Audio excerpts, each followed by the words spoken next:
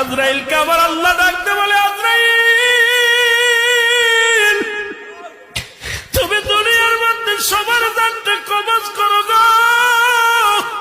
তুমি কি কারণ দানটা কবজ করতে যা কোনদিন কষ্ট পাইছো বা কোনদিন তোমার কি হৃদয়ের ভিতরে ব্যথা লাগছেনি? আজরাইল কামর মওলা, এই দুনিয়ায় দুইটা মানুষের জান কবজ করতে যায় আমি কেঁদে ফেলেছিলাম।